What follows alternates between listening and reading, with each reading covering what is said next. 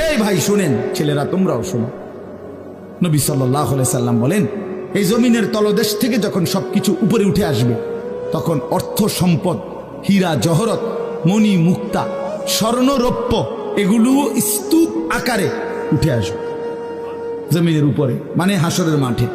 তো নবীজি একেবারে স্পষ্ট হাদিস, নবীজি সাল্লাল্লাহু আলাইহি সাল্লাম বলেন, তখন এই স্বর্ণ রৌপ্য, টাকা পয়সা, হীরা জহরত এগুলো, এই অর্থ সম্পদগুলো আল্লাহর কুদরতে কথা বলবে। স্বর্ণের টুকরা কথা বলবে, কথা বলবে, রৌপ্যের টুকরা কথা বলবে, এগুলো কথা বলবে। কথা কি বলবে? এগুলো তখন ওই নাফরমান মানুষগুলোকে ডাক দিবে, ডাক দিবে, আইয়ুহাস সারিক, হে চোর, এদিকে এই সম্পদের জন্য চুরি করেছিলে, আজ যা দরকার নেও। আইয়ুহাল কাতি', হে ডাকাত, এদিকে এদিকে আসো, এই সম্পদের জন্য ডাকাতি করছিল, আজ নেও। হে আত্মীয়তার, আইয়ুহাল কাতি', আত্মীয়তার সম্পর্ক ছিন্নকারী ব্যক্তি, আসো। এই জন্য ভাইয়ের সাথে যুদ্ধ করছো, বোনের সম্পদ নষ্ট করছো, চাচারে সম্পত্তি দাও নাই, এই জন্য, এই দুনিয়ার জন্য নেও, এখন না, এখন যা লাগে নেও। এইভাবে প্রত্যেক নাফরমান পাপীকে, হে হারামখোর, সুদ করে দিগা, এখানে টাকা যা লাগে নে, নে বাটপার, এখান থেকে টাকা নে, কি পরিমাণ টাকা দরকার ছিল নে। এইভাবে রাসূলুল্লাহ সাল্লাল্লাহু আলাইহি সাল্লাম বলেন, দুনিয়ার এই সম্পদগুলো কথা বলবে আর ডাকবে। ডাকলে মানুষ, আচ্ছা এটা তখন কেরম লিখবো? কথা বোঝেন নাই? এডিজন কথা বলবে, ডাকাডাকি করবে, মানুষ কি বলবে? লোকেরা তো সবাই দাঁড়াইছে, মানুষও তো দাঁড়াইছে, তারাই তো ডাকতেছে, তো তারা কি বলবে? ওয়াকালাল ইনসানু মা লাহা, আল্লাহ নিজেই বলতেছে, লোকেরা তখন, মানুষগুলো বলবে, মা লাহা, এটা কি হলো? আরে এটা কি কারবার? এগুলো কথা বলে কেমনে? এগুলো কি কয়? এরা আমার চিনলো কেমনে? আমি যে সিটার,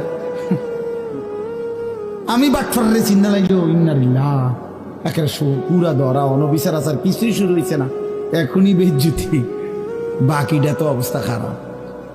মানে অর্থাৎ মানুষগুলো অবাক হয়ে বলবে, মা লাহা, কি হলো জমিনে, কি হলো এগুলোর? এরা এমন করছে কেন? এরা কথা বলছে কেন?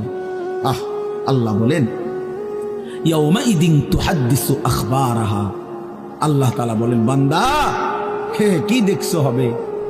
এই মাত্র দেখলা স্বর্ণ রৌপ্য টাকা পয়সা কথা বলে, এখন না দেখবা আসল খেলাটা।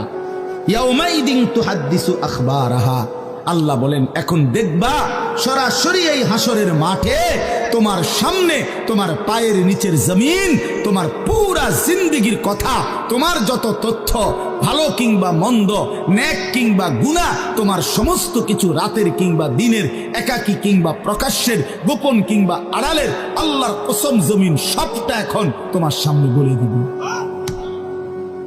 ইয়াউমাইদিন তুহাদ্দিসু আখবারাহা, রব্বুল আলামিন বলেন, জমিন সবটা কথা বলে দিবে, ভালোটাও মন্দটাও, আলোটাও অন্ধকারটাও, একাকীও অন্ধকারেও, প্রকাশ্যেও, সবার মাঝেও, সব বলে দিবে। রাতের চুরি বলে দিবে, রাতের তাহাজ্জুদটাও বলে দিবে, মদের আড্ডার কথাও বলে দিবে, জুয়ার আড্ডার কথাও বলে দিবে। সারা রাত যুবক উলঙ্গ ছবি দেখেছ, আল্লাহর কসম সেটাও বলবে। যে যুবক মালিকের সেজদা দিয়েছে সেটাও বলবে। তাহাজ্জুদ শোনাবে, আবার সবার সাথে যে জামাতে নামাজ পড়েছে এটাও বলবে, সব কিছু বলে দিবে। আল্লাহ বলেন, যদি মানুষ ভাবতে চাও জমিন কিভাবে কথা বলে, স্বর্ণরৌপ্য কিভাবে কথা বলে, আল্লাহ বলেন, বিআন্না রাব্বাকা আওহা লাহা, আল্লাহ তাআলা আদেশ করেছেন বলেই কথা বলে। আল্লাহ বললে, হুকুম করিলে, আল্লাহর গোটা কায়নাত, গোটা সৃষ্টি জগৎটাই কথা বলে।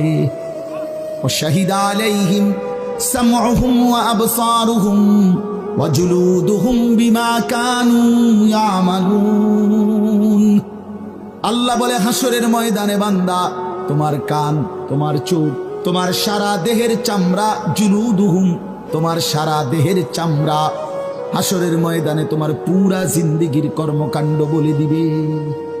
চামড়াগুলো বলবে চামড়া, মানুষের শাহওয়াত চামড়া। এই জন্য সমস্ত যৌনতার ঘটনা, অসভ্যতার ঘটনা শরীরের চামড়া বলে দিবে। মানুষের শাহওয়াত চামড়া। কথা বুঝছেন কি? হ্যাঁ, চর্মে, চামড়ার মধ্যে শাহওয়াত, কামনা, বাসনা, যৌন চাহিদা। এই জন্য যত লোক দেখবেন বিভিন্ন হসপিটালে, যত ডাক্তার চর্মরোগের ডাক্তার, তত লোক যৌন রোগেরও ডাক্তার। হ্যাঁ, চর্ম ও যৌন রোগ বিশেষজ্ঞ। এটা একই বিষয়, একই চ্যাপ্টার।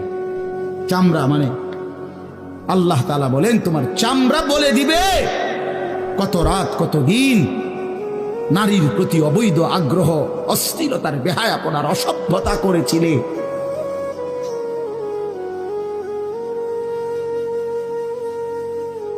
হায় হায়, বিআন্না রাব্বাকা আওহা লাহা। আল্লাহ বলেন আমি আল্লাহ হুকুম করেছি বলে কথা বলে। এই জন্য আল্লাহ হুকুম করিলে চামড়াও কথা বলে, কানেও কথা বলে। এখন কি কানে কথা বলে? কিন্তু সেদিন বল চোখেও কথা বলে। এখন চোখ কথা বলে না, মানে সবকিছুর জবান খুলবে, সবকিছু। আপনারা বলেন আমরা তো মনে করি জিহ্বায় কথা বলে না, জিহ্বায় কথা বলে না, আল্লাহর হুকুম হইলে কথা বলে। নাহলে যেই লোক বোবা তারও তো জিহ্বা আছে না, তো সে কথা বলে না। যে লোক কানে শুনে না, তো তার কি আপনার এইভাবে কান বলতে কিছু নাই, তো সে শুনে না কেন, কথা বলেন না কেন? আল্লাহর হুকুম। যার চোখ, যে চোখে দেখেন, এই যে জুয়েল ভাই, আমি মূলত তার মহব্বতেই মাহফিলটা দিছি। তো এই যে দেখে না, তো তার এভাবে তো চোখ আছে, সে দেখে না কেন? আল্লাহ তাআলার হুকুম নাই বলে দেখে, ঠিক কিনা বলেন না কেন? মজার বিষয় হলো রাসূলুল্লাহ সাল্লাল্লাহু আলাইহি সাল্লাম হাদিসে স্পষ্ট বলেছেন, বিশ্বাস করেন, একেবারে বিশুদ্ধ হাদিস। আল্লাহ তাআলা তার দুইটা চোখ নিয়ে গেছে।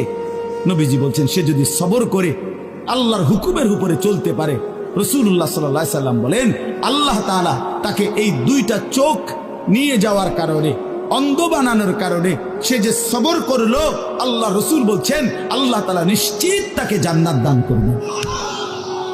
এই জন্য তুমি ভাই সবর করো।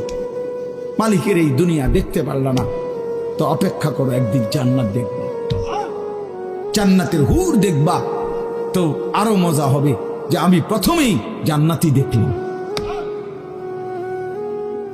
জান্নাতই দেখলাম। যা মালিক, দুনিয়া দেখলাম না তোমার, তুমি আমারে জান্নাত দেখাই। আল্লাহ তৌফিক দান করুন। ইয়াউমাইদিন ইয়াসদুরুন নাসু আশতাতান লিয়ুরাউ আ'মালাহুম। আল্লাহ বলেন তখন দলে দলে ফেরেশতারা মানুষগুলোকে লাইনবদ্ধ, সারিবদ্ধ করে দলে দলে বানাবে। লোকেরা পরস্পর, প্রত্যেকটা মানুষকে ফেরেশতারা আলাদা আলাদা গ্রুপ বানিয়ে দেবে হাসরের ময়দানে।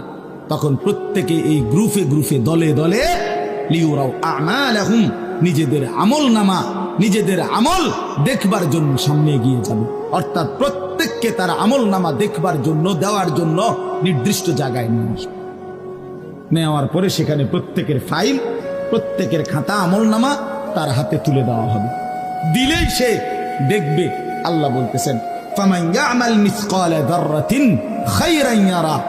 এক বিন্দু, এক অণু পরিমাণ, পরমাণু পরিমাণ, সামান্য থেকে সামান্য পরিমাণও নেকি, কল্যাণ, তাও তুমি দেখতে পাবা। ওমান ইয়ামাল মিসকালা যাররাতিন শাররান ইয়ারা। বিন্দু থেকে বিন্দু মন্দ যা করেছিলে তাও তুমি দেখতে পাবে। এক জাররা, মূলত জাররা বলে তাফসীরের মধ্যে লিখছে লা ওয়াজনা লাহু লা জিনাতা লাহা, যেটার কোনো ওজন হয় না, এত সামান্য, এত সামান্য, ওজন নাই, মানে 100 গ্রামও না, 10 গ্রামও না, 1 গ্রামও না, আধা গ্রামও না, এত সামান্য। এটা কোনো ওজন নাই, ওজন নাই, ওজন আসে না আর কি, ওজনে হয় না, এরে বলে জাররা। তাফসীরের মধ্যে লিখছে কোন ব্যক্তি, হযরত আব্দুল্লাহ ইবনে আব্বাস বলেন, কোন ব্যক্তি যদি মাটিতে এমনি হাত মারে, মানে হাত লাগাইয়া আবার উঠাই লাইছে, তখন এই যে বালুগুলো লাগছে এই বালুর যেগুলো হাত থেকে ঝরে পড়ে কণা, এগুলো তার চাইতে সামান্য এক জাররা। আমার উস্তাদ বলছিলেন ছাত্র জীবনে আমাদেরকে যে মানুষ যে কাপড় ধুইয়া চিপে, কাপড় এমনি চিপ্পা রৌদ্রে দেয় না, মানে চিপ্পাই তো ফানি ফেলায়, তো কাপড় চিপ্পা সাইরা মানুষের একটা স্বভাব হইল রৌদ্র দেওয়ার আগে এটার একটা ঝাড়া মারে, লুঙ্গিটারে একটা আগে কি মারে, ঝাড়া দিয়া এরপরে দেয়। এই যে লুঙ্গিটা ঝাড়া দিলে যে ছোট্ট ছোট্ট পানির ফোঁটা ছিটকাইয়া পড়ে, এই ফোঁটা এগুলো পিচ্ছি পিচ্ছি এগুলো এক একটা জাররা অথবা তার চাইতে ছোট। এটার ওজন আসবে না, এটা 1 গ্রামও হবে না, আধা গ্রামও হবে না। এই সামান্য ভালোটাও তুমি দেখবা, মন্দটাও দেখবে। কেমনে আড়াল করবেন ভাই? নিজেকে আড়াল করবেন কেমনে বাপ? যুবক তুমি কেমনে আড়াল করবা? কোরআন শরীফে আছে, আল্লাহ বলেন ইয়াউমা তুবলাস সারাইর, বান্দা আমি হাসরের ময়দানে তোমার অন্তরের গোপন বিষয়গুলো, যেগুলো কেউ শুনে নাই, তুমিও বলো নাই, শুধু মনে মনে কল্পনা করছিলা ভালো কিংবা অসৎ, সেগুলো হাসরের ময়দানে তোমার সামনে খুলে দেব। হ্যাঁ, আফালা ইয়ালামু ইযা বু'সিরা মা ফিল কুবুর ওয়া হুসিলা মা ফিস সুদূর। আল্লাহ তাআলা বলেন এই বুকের ভিতরে, অন্তরের ভিতরের যেই কথাগুলো, সেগুলো খুলে দেব। এই জন্য আজকে আমার কথা এখানেই শেষ। আমি এতটুকু কথাই বলতে চাই, এই 99 নম্বর সূরাটা আমাদেরকে এই কথার সবক দিচ্ছে যে আমরা আমাদের জিন্দেগির 1 সেকেন্ড, একটি নিঃশ্বাস আড়াল করবার সুযোগ নেই। হিসাব দিতে হবে, হিসাব দিতে হবে। 1 মিনিট, 1 সেকেন্ড, 1 পলক, 1 লম্হা, 1 মুহূর্ত আমাদের আড়াল করবার সুযোগ নাই ভাই। ভালোটার প্রতিদানও নিতে হবে, মন্দটারও প্রতিদান নিতে হবে। তাইলে কেন জীবন নষ্ট করব? কেন হায়াত নষ্ট করব? আমার অনুরোধ রইল, যতগুলো যুবক ছেলে আছো ভাই, তোমাদের কাছে অনুরোধ, মৌলানা কথা বলবে, এরপরে আরো একটু বয়ান হলে এরপরে দোয়া হবে, কিন্তু আমার মাঝখান দিয়ে এই কথাটাই আমি অনুরোধ করে বললাম, প্রত্যেকেই দয়া করে আল্লাহর ওয়াস্তে নিজের জীবনের কদর করো ভাই। আমার এটাই শেষ কথা। যুবক ছেলেরা, তুমি আমার সাথে এখন যাইবা না, আমিও তোমার সাথে যাব না। এই দুনিয়াও যেমন আমি আলাদা চলে যাচ্ছি, আপনারাও আলাদা চলে যাবেন, কিন্তু বাস্তব কথা হলো আমি আপনি প্রত্যেকে আলাদা আলাদা কবরে, আখেরাতে আল্লাহর সামনে মুখোমুখি হতে হবে। এই জন্য হাত জোর করে অনুরোধ করছি ভাই, নিজেরে নষ্ট করো না। একটা ছেলেও যদি বুঝো, আমার অনুরোধ রইল তোমার প্রতি, তুমি নষ্ট হইও না, চরিত্রহীন হইও না, তুমি হায়াতটা শেষ করে দিও, কষ্ট পাইবা। এই নারী ছবি, অশ্লীল দৃশ্য, উলঙ্গপনা, বেহায়াপনা, এই জেনা ব্যভিচারের দৃশ্য, এগুলো দেখো না। চেষ্টা করো 5 ওয়াক্ত নামাজ পড়তে, 5 ওয়াক্ত নামাজ পড়তে হিম্মত করলে পারবা ভাই। পেশাব পায়খানার পরে টয়লেট পেপার ব্যবহার করো, পানি ব্যবহার করো, দেখবা শরীর পবিত্র থাকলে আল্লাহর ইবাদত করতেও মন চায়। মূলত মানুষ অনেকের যাদের নামাজ ছুটে যায়, তাদের একটা বড় কারণ হলো তার শরীর অপবিত্র, শরীর নাপাক, আর নাপাক দেখে নেক কাজের তামান্না, আগ্রহ জাগে না। এই জন্য ওই যে পেশাব করে পানি নেয় না, টয়লেট পেপার ব্যবহার করে না, এই অসভ্য এই কারণে নামাজ পড়তে চায়। বাস্তব কথা, এর তখন আর হায়া লজ্জা থাকে না। এই জন্য সবাই মিলে ইনশাআল্লাহ নামাজ পড়ে নিজেদের স্ত্রী, কন্যা, বোনকে পর্দা পশিদায় রাখতে চেষ্টা করেন।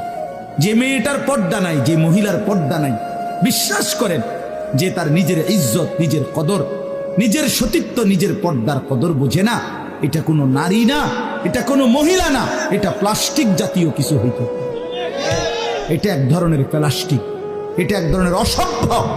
যে নারী বেপর্দা, যেই মেয়ে দুশ্চরিত্র, যেই মেয়ে চরিত্রহীন, যেই মেয়ে বেহায়ার মতো চলে, সে শুধু নিজের ক্ষতি করে না, সে একটি সমাজ নষ্ট করে, একটি মহল্লা শেষ করে।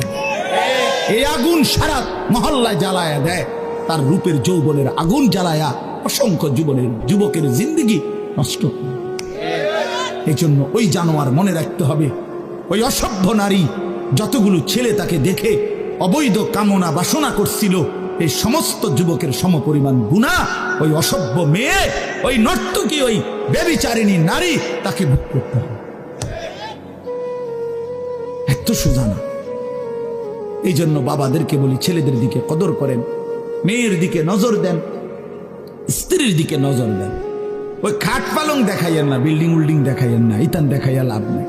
উঠতে লাইলে সবারই ঘুমাইয়া লাগে, পরিশ্রম করিয়া ঘুমাইলে এত কিছু লাগে না। কত মানুষ আছে এরকম যারা ফাওটাও দোয় না, জুতাই নাই, বেটা ফাও দিব কি দিয়া বেটা। হ্যাঁ, সময় করি এতটা ক্লান্ত থাকে যে শুইলেই কি এসে পড়ে ঘুম আসে। আল্লাহ আমাদের সবাইকে কদর করার তৌফিক দান করেন। আজকের এই মাহফিলকে আল্লাহ তাআলা ভরপুর বরকত দান করেন।